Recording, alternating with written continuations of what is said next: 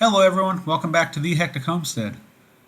We're going to jump back in time here, and in this episode we're going to show you how I cut out the beam pockets to make sure they were the correct size for the beam.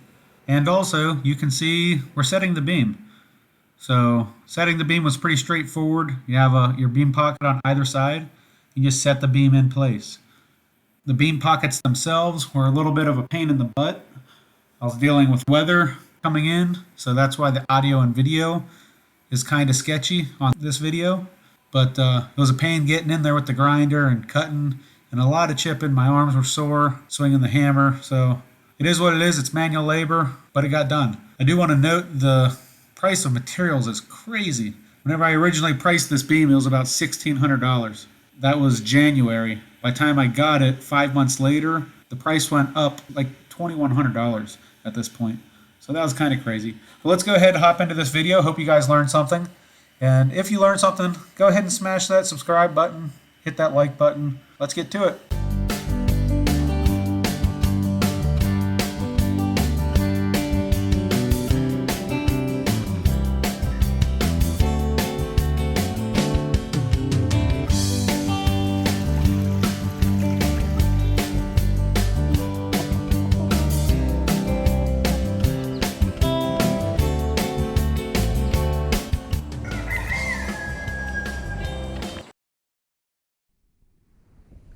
So measuring from the exterior corner of the house to the other exterior of the house, or like I did from the inside to the inside, it's not going to be as accurate as exterior to exterior, but it'll be close enough. So I measured in, this is 30 foot, so I measured in 15. You see my center line there. I also measured in to the joint here, you can see, and then the joint there, and I just half blocked it from that joint and this joint, and then center would be right down the middle, as you can see. So this is what the pocket looks like. The other one was uglier, but the I-beam I'm using is 10 inches deep, so we got to cut this out down here the whole way back. It's 10 by 5 3/4. So if we look at our square, we're 7 wide, so we're good there. But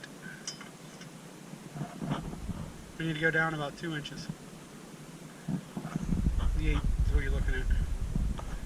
So we need to go down about 2 inches. I'm going to have you guys along for part of it. Trying to rush.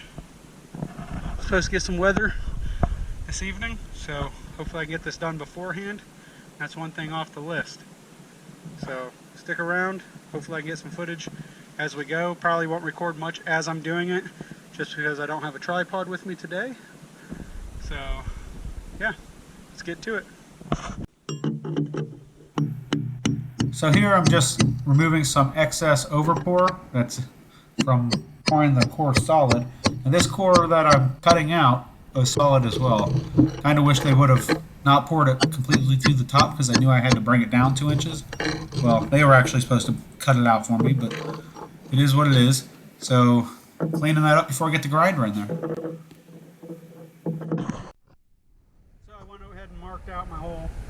This side's coming up a little bit, which is no problem because we're going to bed the beam in mortar. We're going to place some mortar and a shim, probably right dead center, or I might just use the adjustable stands posts. Set them just about a 1/4 inch high, mortar up here, set that post down, and then slowly adjust them down until we're perfect across the top here. Sill plate will run across, and we'll run a plate across the beam as well. Another way you could do it is keeping your beam sticking up your 1.5 inches, but then you have this area here not pretty well, and running a treated board across your plate there as well is going to keep any condensation building up on the bottom side of your untreated wood against that steel, and that's what I'm kind of going for. So it doesn't have to be a perfect cut. This will obviously get touched up as we get lower, but I'm going to cut some slivers in here and then start beating them out. So As you can see, we got slivers cut here. It's pretty simple. Pop them out, put a wedge in there, they break right out. You can hit them with the hammer on the ones that are tough. You're just going to keep doing this process till you get it pretty much down to where you want it.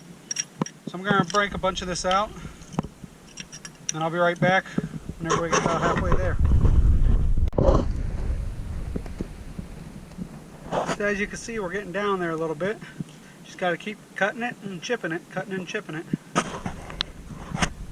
Not sure if you can see the across the trees there. Might have to pack up here soon.